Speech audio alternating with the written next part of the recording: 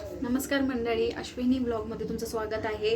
नवीन वर्षाच्या सर्वांना हार्दिक हार्दिक शुभेच्छा. नवीन वर्ष हे गुढीपाडव्यापासून चालू होते, तसं माझंही नवीन वर्ष चालू होते ना. आज नवीन वर्षाला प्रत्येकजण काही ना काही नवीन करत, तसं मी काहीतरी नवीन करते. सगळ्यांनी प्लीज याचा आनंद घ्या. काही चुकला तर माफ करा. आज आपण स्टार्ट करतोय उन्हाळ्यासाठी. आता मुलांच्या सुट्ट्या लागतील, तर आज आपण स्टार्ट करतोय उन्हाळ्यासाठी काहीतरी समथिंग स्पेशल, मुलांसाठी काहीतरी नाश्त्यासाठी खाण्यासाठी. आज बनवूयात आपण अप्पे आणि खोबऱ्याची चटणी. चला तर मग स्टार्ट करूया. आता आपण करूया सगळ्यात पहिले खोबऱ्याची चटणी. हे घेतलं खोबरं बारीक कापून घेऊया. कधी कधी मिक्सरमध्ये खोबरं बारीक होत नाही. घेऊया मिरच्या, 2-4 मिरच्या घेऊया.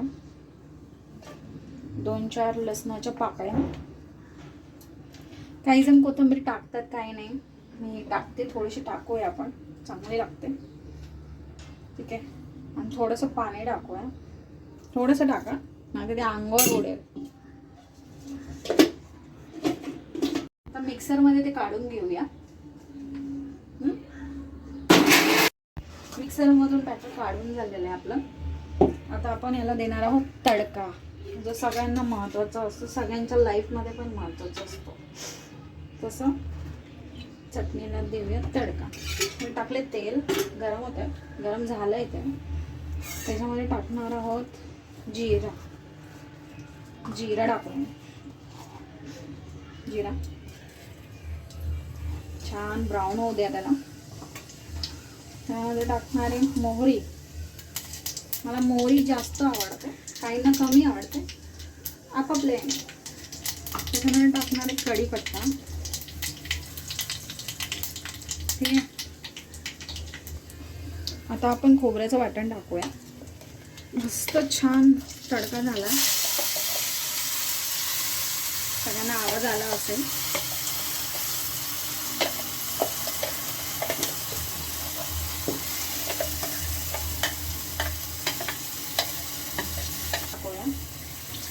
भांड्यातच आला.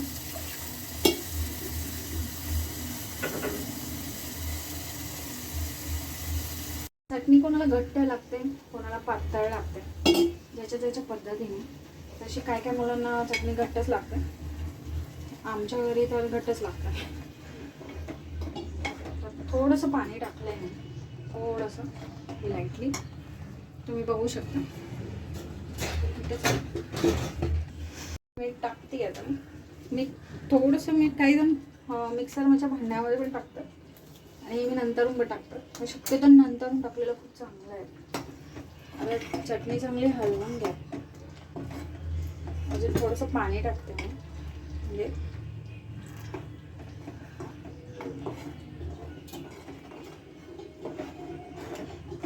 चटणी अंगावर उडेल. थोडं कमी पाणी टाकलं, पाणी जास्त टाकलं तर चटणी उडत असते अंगावर. सो केअरफुली जरा.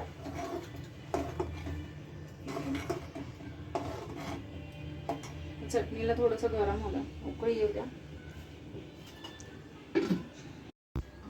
आपली चटणी तयार झाली आहे. आता आप्याची तयारी करूया. काल दुपारी मी तांदूळ आणि उडदाची डाळ भिजत घातली होती. संध्याकाळी मी त्याचं बॅटर वाटून ठेवलंय. आज सकाळी बघा ते किती छान झालंय, किती छान फुगलंय ते मस्तपैकी. आता यातलं काही थोडं आपण काढून ठेवूया, म्हणजे जसं लागेल तसं घेऊया. उन्हाळ्यामध्ये खरंच बॅटर खूप छान फुगतं, मला खूपच आवडतं. तसं थंडीत नाही होत. याच्यामध्ये सोडा वगैरे टाकायची काहीही गरज नाही. जितकं ते भिजेल तितकं ते चांगलं आहे. मी थोडंसं काढून घेतलं.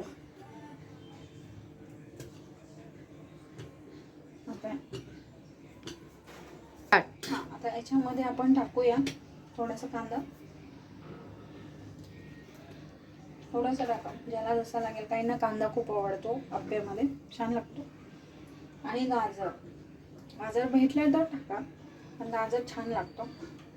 काही जण बीट टाकतात, मिरची टाकतात. कधी कधी मुलांना मिरची आवडत नाही, तिखट लागते, दाताखाली येते. आणि मीठ टाकूया.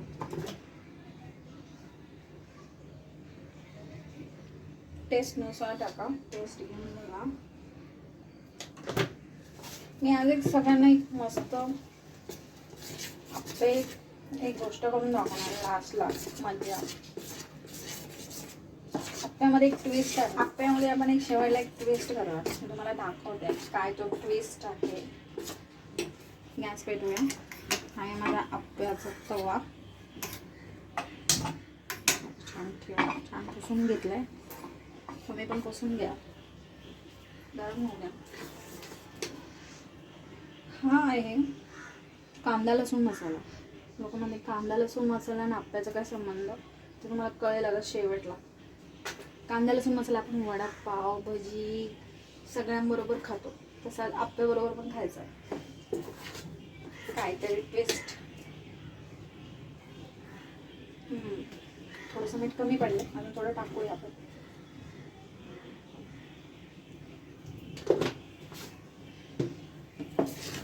मुलांसाठी काय काय करावं लागतं ते आज करायचं. तवा गरम झाला आपला. त्याच्यामध्ये थोडंसं तेल टाकूया. गॅस कमी करूया. तेल टाका. काही जण बटर सुद्धा टाकू शकतात, काही जण तूपसुद्धा टाकू शकतात. बटर आणि तूपमध्ये खरंच खूप छान लागतं.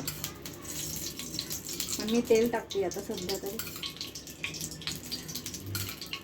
म्हणजे ते खाली चिटकू नाही. आप्पे पलटायचे चालू करा. आप्पे पलटून घेऊया.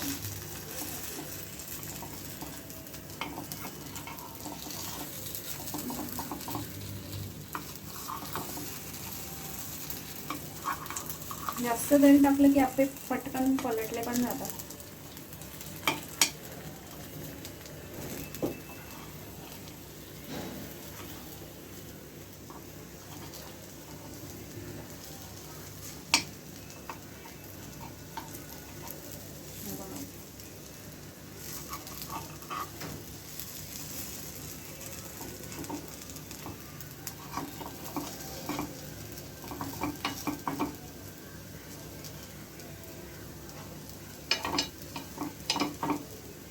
कधी कधी टूथपिकने सुद्धा आप्पे पलटता येतात, पण मी आज चमच्याने पलटते.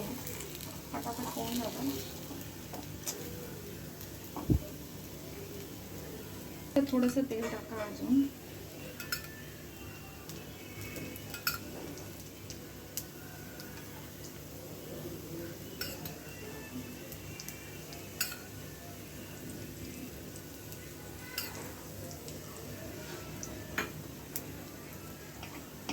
लहान लहान मुलांना बटरमध्ये शक्यतो आप्पे बनवतो, बटर टाकलेला.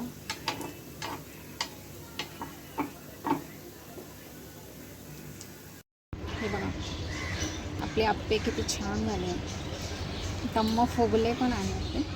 त्याच्यामध्ये सोड्याची काहीच गरज नाही. सोडा टाकूच नका, जास्त पीठ भिजलं त्यामुळे. मसाला बघा. आप्पे तयार झालेले आहेत. सगळ्यांनी याचा आनंद घ्या. माझी रेसिपी नक्की ट्राय करा. माझ्या चॅनलला शेअर करा, लाईक करा आणि सबस्क्राईब करा. थँक्यू.